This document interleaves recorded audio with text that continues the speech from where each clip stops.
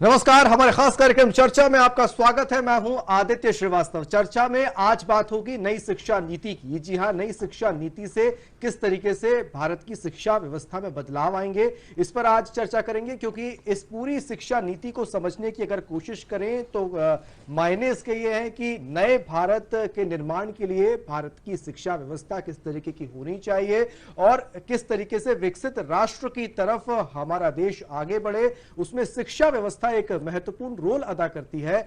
इसको लेकर सरकार ने एक आगे बढ़ते हुआ, बल्कि ये कहें कि कई सालों के बाद इस नीति में बदलाव किया है और नीति में बदलाव करने के बाद अब एक नया फॉर्मूला दिया गया है शिक्षा व्यवस्था के लिहाज से। अगर समझने की कोशिश करें, 5334 का ये पूरा फॉर्मूला दिया गया है। ना सिर्फ स्कूल शिक्षा में बदलाव आएगा, बल्कि उच्च शिक्षा की अगर बात की जाए तो उसमें भी इस नीति के तहत बदलाव होंगे। किस तरीके के ये पूरे बदलाव होंगे और कितना असर इसका भारतीय शिक्षा व्यवस्था पर पड़ेगा, और जो उद्देश्य न्यू इंडिया के निर्माण का इस शिक्षा नीति के जरिए रखा गया है वो कितना सार्थक हो सकता है और कब तक सार्थक हो सकता है, इसको लेकर एक बहुत ही खास मेहमान हमारे साथ मौजूद हैं। उनसे चर्चा करेंगे। आइए आपका सबसे पहले उनसे परिचय कराते हैं। हमारे साथ श्री संतोष सोहगोरा जी हैं, आप कुलसचिव हैं डॉक्टर हरि सिंह गौर विश्वविद्यालय, केंद्रीय विश्वविद्यालय सागर के। सर, बहुत बहुत स्वागत करते हैं आपका। डॉक्टर हरि सिंह गौर केंद्रीय विश्वविद्यालय एक ऐसा विश्वविद्यालय जिसको कहें कि मध्य भारत का सबसे बड़ा विश्वविद्यालय इसको हम कह सकते हैं, और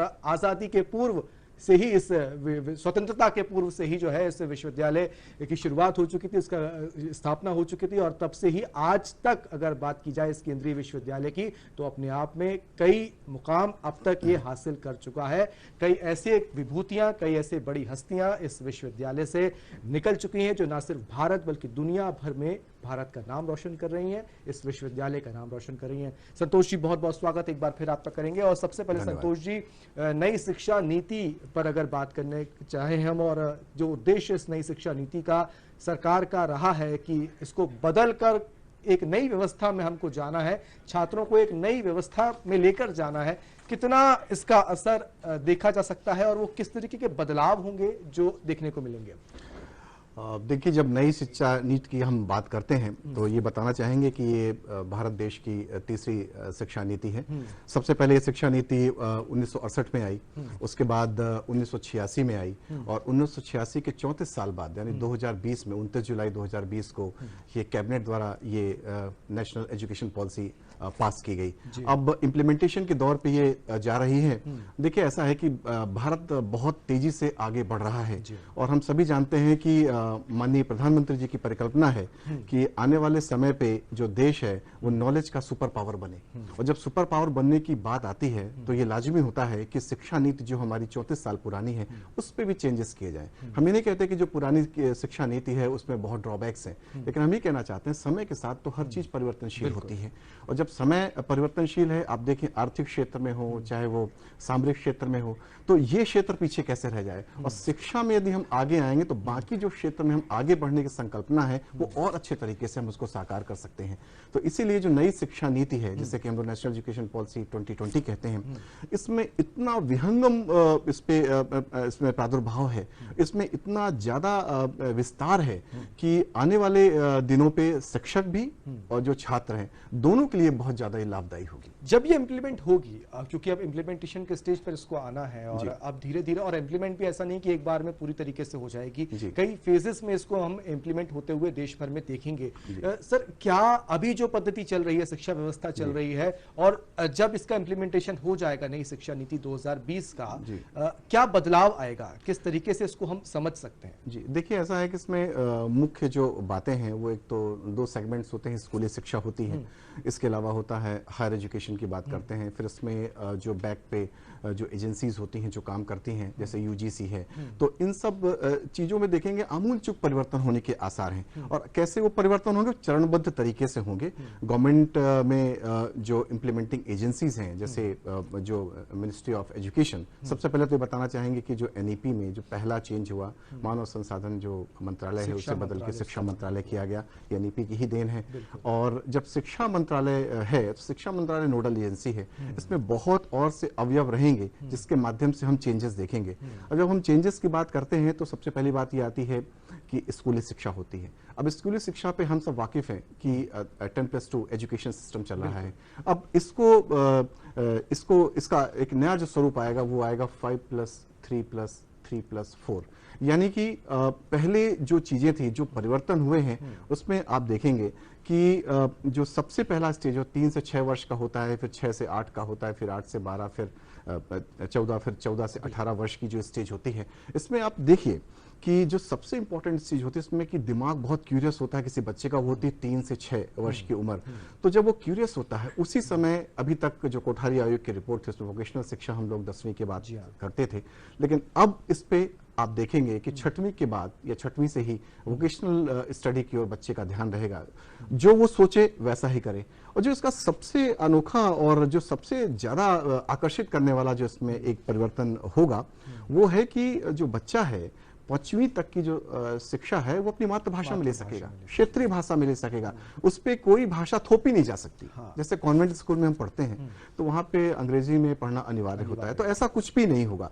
बच्चा आंगनबाड़ी में पढ़ सकता है जैसा कि है, और आंगनबाड़ी में अपनी क्षेत्र की भाषा पे वो अपनी शिक्षा ले सकता है। अब जब क्षेत्र की भाषा होती है तो आप देखिए कि क्षेत्र की अपनी संस्कृत होती है, जैसे कहते हैं इंडिया यूनिटी इन डाइवर्सिटी है, तो आप देखिए कि यहाँ पे तो कोस कोस में पानी बदलता है, यहाँ पे संस्कार बदलते हैं। तो इस तरह की जब बातें आती हैं तो आप देखिए जब अपनी भाषा में शिक्षा लेगा तो आप सोचिए कि जब अपनी भाषा में शिक्षा लेगा तो अपनी भाषा में ज्ञान अर्जित करेगा। तो जब ये भी एक संकल्पना है माननीय मोदी जी की कि जब विदेश जाए तो अपनी भाषा में बात करें। आपने देखा होगा कि ड्रास्टिक चेंज आए हैं कि जो विदेशी हैं वो अपनी भाषा में ही बात करना चाहते हैं, तो हमारा विद्यार्थी अपनी ही भाषा में बात करेगा। अगर किसी को इंटरप्रेटर की आवश्यकता है तो इंटरप्रेटर की आवश्यकता करे, वो ले, उसके लिए वो रहेगा। लेकिन इससे देखिए कि जो क्षेत्रीय संस्कृति है, जो हमारी धरोहर है, वो बहुत ज्यादा बलवती होगी और उससे प्रचार होगा, प्रसार होगा। इसके अलावा आपने देखा होगा कि जब क्षेत्रीय भाषा के अलावा जब हम आगे बढ़ते हैं तो अभी आप देख रहे हैं कि जो 10+2 सिस्टम है जिसमें आप देखते हैं साल में एक बार एग्जाम होता है। सीबीएसई की बात करें इस पे ये एक स्वतंत्रता रहेगी कि साल में 2 बार एग्जाम होगा, और एग्जाम भी बच्चे के जो कौशल है उसके अनुरूप होंगे। बच्चा नहीं दे पाया, कई बार तो मिस हो गई ट्रेन तो वो छूट जाता है, लेकिन ऐसा नहीं होगा, उसको 2 अवसर मिलेंगे एग्जाम देने के। और बताइए ऐसे पहले कहा था कि अपना कई बार बच्चा बीमार हो गया या कई बार उसका एक्सीडेंट हो गया तो उसका पूरा साल बर्बाद हो जाता था।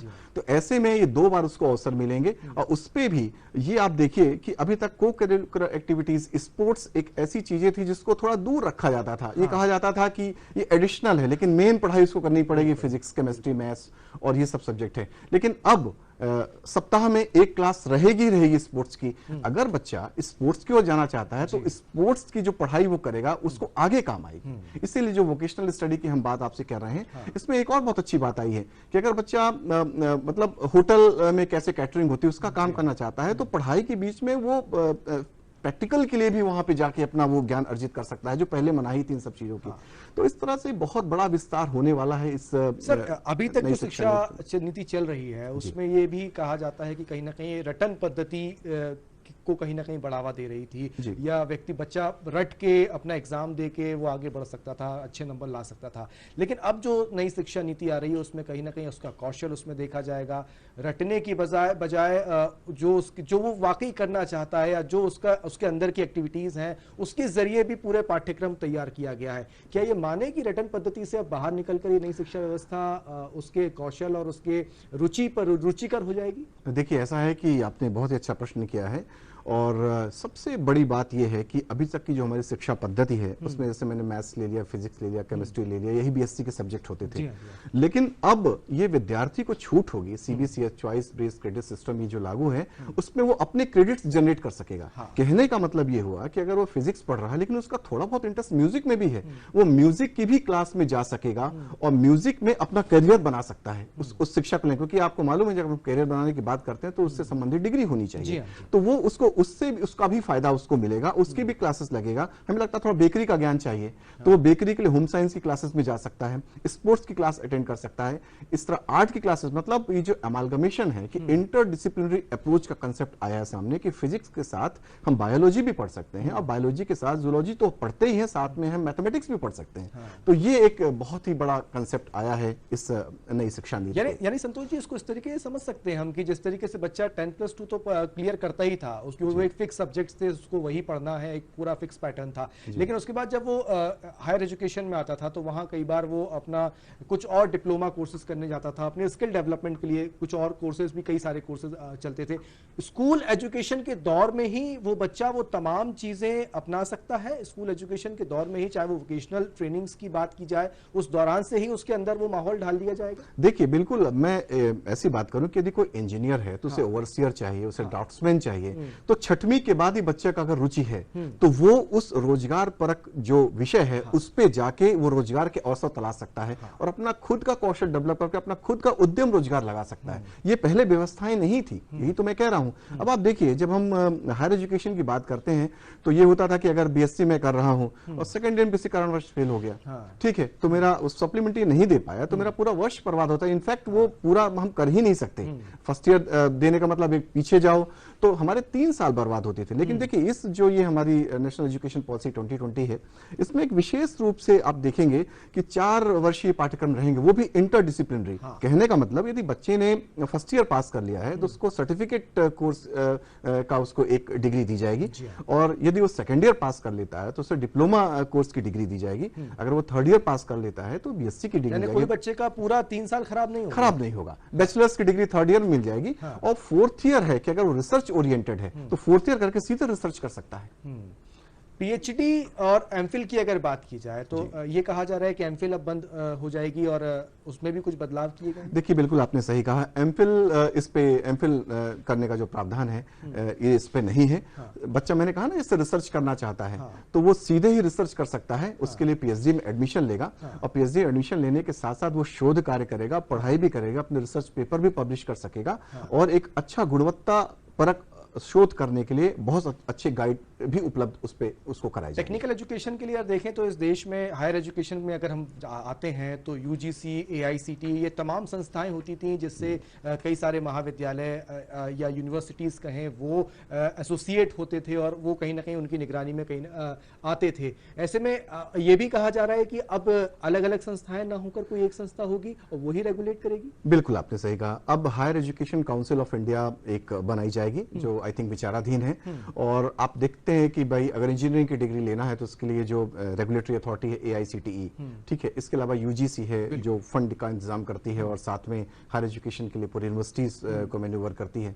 तो इस तरह करके हायर एजुकेशन जो काउंसिल ऑफ इंडिया उसका गठन होगा और उसके भी 4 कंपोनेंट्स होंगे। उस पे जैसे कि एक्रेडिटेशन की बात आती है कि स्वायत्तता देने का है, एक अलग विंग होगा। इसके अलावा फंडिंग उसमें करने के लिए अलग विंग होगा। इसके अलावा टीचर्स एजुकेशन पे भी फोकस किया गया है, उसके लिए एक अलग विंग होगा। तो ये सब जो अथॉरिटीज हैं, ये जो हमारी एजेंसीज हैं, ये मिलकर काम करेंगी, लेकिन एक ही एजेंसी रहेगी जिसको हम बोलेंगे कि higher education council of India. Sir, higher education के बाद बच्चा नौकरी की तरफ भागता है, वो जॉब्स ढूंढता है। कई सारी यूनिवर्सिटीज, कॉलेजेस में हमने देखा है जैसे ही सेशन खत्म होता है तो कई सारी कंपनीज आती हैं, कैंपस सिलेक्शन होते हैं और कुछ बच्चे उसमें सिलेक्ट हो जाते हैं जिनको नौकरी मिल जाती है। ये लगातार भारत की सरकार की तरफ से कहा जा रहा है कि हमें रोजगार परक एजुकेशन पद्धति बनानी है, बच्चा जॉब पाने वाला नहीं बल्कि जॉब देने वाला बने। तो इस नई व्यवस्था को समझने की अगर कोशिश करें, जैसे जैसे ये इंप्लीमेंट होती जाएगी और जब ये अपने पूरे मूल स्वरूप में आ जाएगी और ये कहें कि इस पूरे मूल स्वरूप से होता हुआ बच्चा जब अपनी पूरी जो शिक्षा व्यवस्था को खत्म करेगा तो जो स्टूडेंट्स का जो एक रेशो होगा जॉब पाने वालों की बजाय जॉब देने वालों का हो सकता है, ये मान सकते हैं, उस ख्वाब को हम लगभग पूरा होता देख पाएंगे। बिल्कुल आपने सही कहा। देखिए ऐसा है कि इस पे प्रावधान किया गया है जो अपनी जो जीडीपी का जो शिक्षा के क्षेत्र पे है 4.3% अभी वर्तमान में है, इसको बढ़ा के 6% किया जाना है। आप देखेंगे इसका परिवर्तन आगामी जो बजट पेश किया जाएगा संसद पे, उस पे आप इसके दूरगामी परिणाम देखेंगे। इस पे एक अलग से डाला जाएगा कि इस तरह 6% की ओर हम बढ़ेंगे, जो अपने आप में बहुत बड़ी बात है। इसके अलावा आप देखते हैं कि जब आपने कहा कि बच्चा जब बड़ा होगा और जब पढ़ाई करेगा तो कई बार होता है कि वो प्रतिभा पलायन भी होता है। तो इसलिए उसमें एक नया कंसेप्ट है जो हमारे जो माननीय शिक्षा मंत्री हैं रमेश पोखरियाल निशंक जी, उन्होंने खुद ये बात कहा है कि study in India stay in India. तो इससे जो प्रतिभा पलायन है वो भी हम रोक सकेंगे। और एक विशेष बात है कि जो क्वालिटी एजुकेशन की हम बात करते हैं, तो क्वालिटी एजुकेशन ऐसे कहने से नहीं होता। क्वालिटी एजुकेशन के लिए टीचर्स का बहुत बड़ा रोल होता है और साथ में करिकुलम का बहुत बड़ा रोल होता है। तो नेशनल करिकुलम जो फ्रेमवर्क है, तो उस पे भी एक परिवर्तन किया जा रहा है कि लैंग्वेज को कैसे उस पर सुधारा जाए। एनसीईआरटी उसको टेक ओवर उस पर ध्यान दे रही है। और इसके साथ में जो आपने देखा होगा कि देखिए विश्वविद्यालय की जो शिक्षा होती है उसमें आप देखें कई बार एफिलिएटेड कॉलेजेस होते हैं, 1000 कॉलेज, 200, 300 कॉलेजेस, और कई बार विश्वविद्यालय अधिकतर वो एग्जाम कराने में ही रह जाते हैं। कई जगह देखा गया है। तो ये भी इसमें प्रावधान किया जा रहा है कि जो कॉलेजेस का परफॉर्मेंस बहुत अच्छा है वो स्वयं अपनी डिग्री दे सकते हैं। जी हाँ। तो ये इसको ऑटोनॉमी की हम जो बात कर रहे हैं, उनको ऑटोनॉमी दी जाएगी। और अगर मान ली बहुत अच्छा प्रदर्शन नहीं कर पा रहे हैं तो उनकी फंडिंग के लिए प्रयास किए जाएंगे। इसके अलावा इसमें एक और प्रावधान है कि जो कॉलेजेस अच्छा परफॉर्मेंस नहीं कर रहे हैं, बिल्कुल नहीं कर रहे हैं, उन्हें बंद करने का भी इस पे है कि जो रेगुलेटरी अथॉरिटीज उन सब चीजों को देखेंगी। तो आपने बिल्कुल सही कहा कि जैसे हायर एजुकेशन में धीमे धीमे जो परिवर्तन होते जा रहे हैं उससे प्रतिभा पलायन तो रुकेगा ही। बच्चा अपने आप में, मुझे नहीं लगता ग्रेजुएट होने तक ही वो अपने आप में उद्यम रोजगार के लिए तैयार हो जाएगा। और बहुत सारे स्टार्टअप प्रोजेक्ट्स चल रहे हैं, उसके अंतर्गत गवर्नमेंट की मदद हो रही है। बहुत से बैंक्स उसको प्रायोजित करते हैं, स्पॉन्सर करते हैं, पैसे देते हैं। तो मुझे नहीं लगता कि आने वाले समय पे कोई रोजगार की कठिनाई होगी। वो समय गया जब सरकारी नौकरी की लोग बात करेंगे। इसके माध्यम से अपना उद्यम रोजगार होगा तो अब खुद भी रोजगार पाएंगे और दूसरों को भी रोजगार। सर, प्रतिभा पलायन की बात आपने बोली और यहाँ एक चिंता इस वक्त इस शिक्षा व्यवस्था में ये भी निकल कर आती है, ड्रॉप आउट स्टूडेंट्स का जो रेशियो है उसको कहीं ना कहीं सुधारना पड़ेगा हमको, क्योंकि उसको कम करने की आवश्यकता है। हाल ही के दिनों में हमने देखा अलीगढ़ मुस्लिम यूनिवर्सिटी को जब प्रधानमंत्री संबोधित कर रहे थे तो उन्होंने कहा था कि एक बड़ा फिगर भी उन्होंने बताया था कि किस तरीके से मुस्लिम बच्चियों का जो ड्रॉप आउट रेशियो है वो किस तरीके से, और उसको सुधारने किस तरीके की आवश्यकता है। और ना सिर्फ उस क्षेत्र में बल्कि पूरे शिक्षा व्यवस्था को समझने की कोशिश करें तो उस पर लगातार काम करने की कोशिश की जा रही है। इस नई शिक्षा नीति से क्या हम उसको सुधार सकते हैं? देखिए, ऐसा है कि ऐसे प्रावधान किए गए हैं कि जिसको हम लोग बोलते हैं ग्रॉस एनरोलमेंट रेशियो, ये अभी बहुत कम है। इसका अंदाजा लगाइए कि ड्रॉप आउट ज्यादा है या बच्चे स्कूल तक पहुंच ही नहीं पाते हैं, खासकर ग्रामीण क्षेत्रों पे, क्योंकि वहां पे व्यवस्थाएं नहीं होती। तो इन सब में विशेष ध्यान दिया जा रहा है और ये लक्ष्य रखा गया है कि 2030 तक 100% ग्रॉस एनरोलमेंट रेशियो हो जाए। और ऐसे ही हायर एजुकेशन पे ये देखा जाएगा कि ग्रॉस एनरोलमेंट रेशियो जो है 50% तक पहुंच जाए। जब ग्रॉस एनरोलमेंट रेशियो इस आधार पे बढ़ेगा तो आप देखेंगे कि एक मैं आपको एक और आंकड़ा बताना चाहता हूं कि जो आने वाला जो हमारा दशक है वो युवाओं का है। और युवाओं का, इसलिए मैं कह रहा हूं कि पूरे विश्व में सबसे ज्यादा युवा भारत में रहेंगे। तो उन सबको टारगेट करते हुए कि ग्रॉस एनरोलमेंट जो रेशियो है उसको किस तरह बढ़ाया जाए, उसके लिए पैरामीटर सेट किए गए हैं। 2030 में स्कूली शिक्षा के लिए, जैसा कि मैंने आपसे कहा, और 2035 में 50% का रेशियो रखा गया है। जब ये रेशियो बढ़ेगा तो आप देखेंगे कि यही बच्चे तो जाएंगे 15 साल बाद कॉलेजेस में।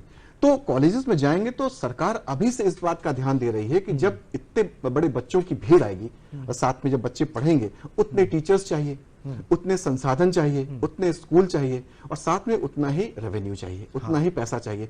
इन सब के लिए मंथन चल रहा है और इन सब के सॉल्यूशन के लिए जो नेशनल एजुकेशन पॉलिसी है इस पे प्रावधान। सर, बहुत महत्वपूर्ण बात आपने बोली है कि इस पूरी पॉलिसी का जब इंप्लीमेंटेशन होगा तो उसके लिए टीचर्स चाहिए, संसाधन चाहिए, इन सब पे मंथन चल रहा है।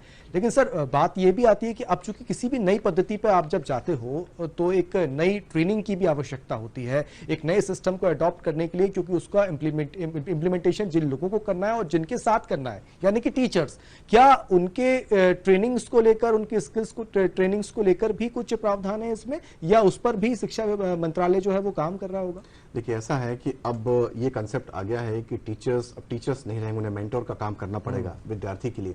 और हम सभी जानते हैं कि टीचर्स बैकबोन होते हैं, चरित्र निर्माता होते हैं। तो टीचर्स की जो ट्रेनिंग है उसके लिए विशेष प्रावधान किए गए हैं। जैसा मैंने कहा कि रेगुलेटरी बॉडीज रहेंगी, उसमें से एक बॉडी डेडिकेटेड है जो कि टीचर्स एजुकेशन की ओर ध्यान देगी। उसके अलावा एनसीईआरटी है, हमारे पास नेशनल एनसीटीई भी है जो इन सब चीजों के लिए बहुत काम कर रही है। और अभी आप देखेंगे कि जो बीएड का हमारा स्वरूप है जो टीचर्स के लिए बहुत नेसेसरी है, मतलब अनिवार्य है, उसका स्वरूप भी बदलेगा। 4 वर्षीय बीएड पाठ्यक्रम होंगे, उसमें प्रैक्टिकल ट्रेनिंग्स होंगी।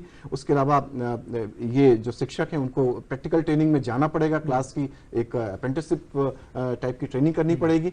इसके अलावा बहुत सारे से प्रोविजंस किए गए हैं कि खासकर जो स्कूली टीचर्स हैं, भाई अगर वो सशक्त होंगे, अगर उनको समग्र ज्ञान होगा, साथ साथ अगर उनका हम सामना कराएंगे टेक्नोलॉजी के साथ, तो क्योंकि अभी आपने कोविड में देखा होगा कि बहुत सारी सी ऑनलाइन क्लासेस हुई हैं। हम लोगों ने ब्लेंडेड मोड पे अपने यूनिवर्सिटी पे एग्जामिनेशन कराए हैं, बहुत ही सक्सेसफुल रहा है ऑनलाइन ऑफलाइन मोड पे।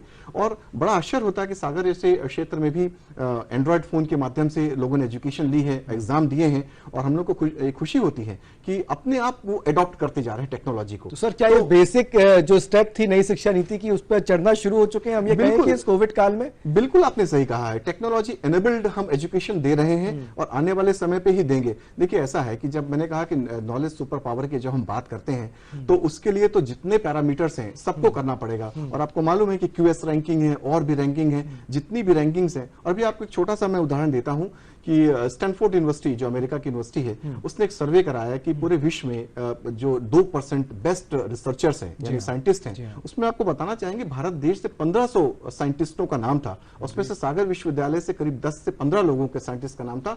और एक और आंकड़ा सामने आया है कि सागर विश्वविद्यालय से कम 2 या 3 साइंटिस्ट ऐसे हैं जो 1% जो उत्कृष्ट साइंटिस्ट की श्रेणी पे आते हैं। तो मैं कहना चाह रहा हूं कि हमारे यहाँ कोविड में इतना ज्यादा काम हुआ है, हम लोगों ने इतने ज्यादा वेबिनार्स किए हैं, और साथ में एनईपी का इतना प्रोपोगेशन किया है। क्योंकि अभी क्या है, एनईपी का जितना ज्यादा प्रोपोगेशन होगा, जितना लोग समझेंगे एनईपी को, तो उससे ज्यादा उतना ही ज्यादा उसको हम अच्छे से आत्मसात कर पाएंगे। क्योंकि इंप्लीमेंटेशन का जो एक दौर होता है उसमें एक डेडिकेटेड टीम चाहिए, और साथ में डेडिकेटेड टीम के अलावा आपको मालूम है जब किसी एफर्ट को हम करते हैं तो 2 तरह के एफर्ट होते हैं। एक तो एफर्ट हम करते रहते हैं, और दूसरा एफर्ट होता है कि बहुत ही उसमें संयम के साथ काम करना पड़ता है। एक डेडिकेटेड एफर्ट होता है जिससे कि अगर हम लोग करेंगे तो इस चीज को बहुत अच्छी तरह से और जल्दी ही लागू। सर इसका इंप्लीमेंटेशन कब तक देख सकते हैं हम, क्योंकि आप एक ऐसे विश्वविद्यालय के कुलसचिव हैं जिस पर दुनिया भर में एक नाम है, देश में एक बड़ा नाम है, और उस विश्वविद्यालय का इतिहास बहुत पुराना है। उस विश्वविद्यालय ने कई सारे बदलाव देखे हैं शिक्षा व्यवस्था में। क्या आपके अनुभव से आपको लगता है कि कब तक हम इसका इंप्लीमेंटेशन देख पाएंगे, और जब ये पूरी तरीके से इंप्लीमेंट होती रहेगी, क्या किस तरीके के चरणों में इसको हम समझ सकते हैं कि इंप्लीमेंटेशन सरकार कर सकती है या करने को देखने को मिल सकता है? देखिए ऐसा है कि ये फेज वाइज इंप्लीमेंटेशन होगा। जैसा कि हम सभी जानते हैं कि ओवरनाइट इस पे कुछ भी नहीं हो सकता है। अभी भी मंत्रालय पे, जैसा कि शिक्षा मंत्रालय है, वहाँ मंथन चल रहा है, वहाँ से बहुत सारे से ऑर्डर्स हैं जो बनाए जा रहे हैं और जिस पे आगे से कार्यवाही जारी है, और बहुत लेवल्स पे मीटिंग चल रही है। और अभी जो मर्जर की बात चल रही है AICTE और UGC, उस पर भी काम चल रहा है।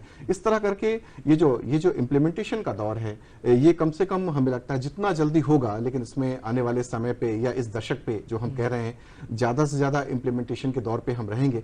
और जैसे ही इंप्लीमेंटेशन होगा उस पे दोनों तरफ से बहुत सहयोग जरूरी है। क्योंकि आपको मालूम है इंप्लीमेंटेशन की बात आती है तो उसमें स्टेट गवर्नमेंट की भूमिका होगी, यूनियन टेरिटरीज की भूमिका होगी, सेंट्रल गवर्नमेंट की भूमिका होगी। तो ये जो तीनों की भूमिका में अगर संयोजन होगा तो ये और जल्दी से और अच्छे तरीके से इसको इंप्लीमेंट हम कर। सर एक चीज और, हमारा फोकस वोकेशनल ट्रेनिंग पर भी बहुत ज्यादा है इस पूरी नई शिक्षा नीति में, और इस चीज के लिए मुझे लगता है ना सिर्फ सेंट्रल गवर्नमेंट, ना सिर्फ स्टेट गवर्नमेंट, बल्कि कई सारे स्टेक होल्डर्स भी होंगे। अगर आप इंडस्ट्रीज में किसी बच्चे को भेजेंगे, अलग अलग विभिन्न तरह के प्रोडक्शन हाउसेस में अगर आप उसको भेजेंगे, तो कई सारे स्टेक होल्डर्स भी आपके बनेंगे इस नई शिक्षा नीति को लेकर। क्या उन लोगों के साथ भी एक चर्चा चल रही होगी सरकार की, और उन लोगों के साथ भी एक पूरा कोऑर्डिनेशन किस तरीके से होगा और सरकार किस तरीके से चाहती है? और क्योंकि ये देखिए यहाँ पे बात डिमांड एंड सप्लाई की भी आ जाएगी, इंडस्ट्रीज की डिमांड क्या है, और क्या बात यही आ रही थी कि नई शिक्षा नीति को लेकर जो सुझाव मांगे गए थे उसमें इंडस्ट्रीज की तरफ से यह भी कहा गया था कि भाई हमारी जो डिमांड है, आप उस तरीके की शिक्षा व्यवस्था बनाएंगे और उस तरीके का बच्चा अगर टेक्निकली साउंड अगर हमको मिलता है तो हमें क्या बुरा है, हम बहुत आसानी से उसको रोजगार मिल सकता है। देखिए ऐसा है कि नेशनल एजुकेशन पॉलिसी, ये जो पॉलिसी है, इस पे बहुत सारे स्टेक होल्डर्स हैं। हाँ। और मैं आपको बता दूं कि ये इस पॉलिसी को जब ये कैबिनेट ने अप्रूव की, उसके पहले ग्राम पंचायत से, डिस्ट्रिक्ट से, जिला पंचायत से, मतलब आपको बता दें कि सब तरफ से इसके सुझाव आए, उन सभी सुझावों का इंप्लीमेंटेशन हुआ है। तो कहने का मतलब ये जो पॉलिसी है ये बहुत वृहद है, इसमें सबके सुझावों को समाहित करते हुए आगे बढ़े हैं। इसमें ऑब्वियस है कि इसमें सब इंडस्ट्रीज के भी सुझाव बढ़ावा है, इंडस्ट्रीज किस तरह आगे बढ़ रही, टेक्नोलॉजी एम्बेडेड होने के साथ साथ उस तरह के कोर्सेज को प्रारंभ करके हम उस बच्चे को अगर वहां भेज सकते हैं, इन सब का समावेश उन सब में किया गया है। और दूसरा विशेष बात यह है कि देखिए ऐसा है कि कई बार होता है कि हम शिक्षा लेते हैं, बोरिंग हो जाती है। देखिए आनंदमयी शिक्षा की इसमें बात की गई है, बच्चा बहुत फ्री हैंड लेके अपनी शिक्षा ले सकता है। और एक बात है कि आजकल टेक्नोलॉजी के युग में बच्चे को ज्यादा सिखाना ही पड़ता है, बहुत ही बच्चा अपने आप ही ओरिएंटेड रहता है। तो बच्चे को जो शिक्षा चाहिए, बच्चा जिस तरफ जाना चाहेगा उस तरफ ये पॉलिसी उसको एक अवसर प्रदान करती है। चाहे वो इंडस्ट्री में जाना चाहे, चाहे वो सरकारी नौकरी की तरफ जाना चाहे, अपना स्वयं का स्टार्टअप स्टार्ट करना चाहता है या अपना स्वयं का कुछ उद्यम रोजगार करना चाहता है, सबके लिए इसमें व्यवस्थाएं की गई। सर, ये देश युवाओं का देश कहा जाता है और किसी भी देश का जो नींव होती है वो देश का बचपन होता है। और उस बचपन के लिए आज अगर स्कूल शिक्षा में जब वो आएगा और उसमें जिस तरीके से ये नई पॉलिसी आएगी, तो ये माने कि उस नींव में, यानी कि न्यू इंडिया की नींव में एक हाथ का काम करेगी बिल्कुल उस पौधे में। बिल्कुल आपने सही कहा, बिल्कुल सही आपने कहा। देखिए ऐसा है कि जो बच्चा है, कहते हैं ना कि अगर उसका जो बेसिक एजुकेशन है वो बहुत मजबूत होगा तो आगे उसको बहुत मेहनत नहीं पड़ेगी और अपना वो जो एक लक्ष्य है उसको बहुत अच्छी तरीके से वो पा सकता है। तो जब हम लक्ष्य की बात करते हैं तो मैंने आपसे कहा वोकेशनल जो स्टडीज हैं, जब वो 6वीं के बाद ही स्टार्ट कर पाएगा तो आप सोचिए कि उसमें इतनी बौद्धिक क्षमता आ जाएगी कि वो किस तरफ जाना चाहता है, वो अपना एक टारगेट ओरिएंटेड स्टडी कर सकता है। और जब कोई बच्चा टारगेट ओरिएंटेड स्टडी करता है तो मुझे लगता है कि उसके रोजगार के लिए कोई प्रॉब्लम नहीं होती, उसके लिए रोजगार एक बहुत छोटी सी चीज हो जाती है। तो बहुत बहुत शुक्रिया करेंगे संतोष सागोरा जी आपका हमारे साथ जुड़ने के लिए, और बहुत महत्वपूर्ण चर्चा आपके साथ हुई। मुझे लगता है कि न सिर्फ स्कूल शिक्षा बल्कि उच्च शिक्षा में भी किस तरीके के बदलाव इस नई शिक्षा नीति में देखने को मिलेंगे, क्योंकि इसका उद्देश्य भी यही है कि नए भारत की नींव में ही अगर सही तरीके से उसका देखरेख कर दी जाए, वहीं पर उसको सही तरीके से खाद अगर उसको वहीं पर मिल जाती है, तो जो नए भारत की नींव, भारत का जो एक पौधा अभी हम लगाना शुरू कर रहे हैं, वो एक वृहद वृक्ष के तौर पर दुनिया के सामने बड़ा होगा। और किस तरीके से आने वाले समय में दुनिया के साथ कदम से कदम मिलाकर भारत का प्रत्येक नागरिक, भारत का प्रत्येक छात्र चल सकता है, और किस तरीके से प्रतिभा पलायन को भारत से रोका जाए और भारत की प्रतिभा का इस्तेमाल भारत में ही किया जाए, इसको लेकर भी इस नई शिक्षा नीति के तहत प्रयास किए जा रहे हैं। और एक बात और महत्वपूर्ण जिस पर सबसे ज्यादा फोकस केंद्र सरकार का है, प्रधानमंत्री का है, कि व्यक्ति नौकरी पाने वाला नहीं बल्कि नौकरी देने वाला बने। लिहाजा जो कई सारे स्टेक होल्डर्स हैं, कई सारे सुझाव इस नीति को बनाने के पहले लिए गए थे, और उस सुझावों को समग्र कर एक ऐसी नीति सरकार ने बनाई है जिससे अब उम्मीद यह की जा सकती है कि आने वाले समय में जब यह नई शिक्षा नीति पूरी तरीके से इंप्लीमेंट हो जाएगी देश भर में, उसके बाद आने वाले समय में विकसित देश की तरफ पहुंचने का जो सपना है भारत का, वो कहीं ना कहीं पूरा होता हुआ हम देख सकते हैं। संतोष जी, आपका बहुत बहुत शुक्रिया करेंगे हमारे साथ जुड़ने के लिए। चर्चा में फिलहाल इतना ही, दीजिए इजाजत, नमस्कार।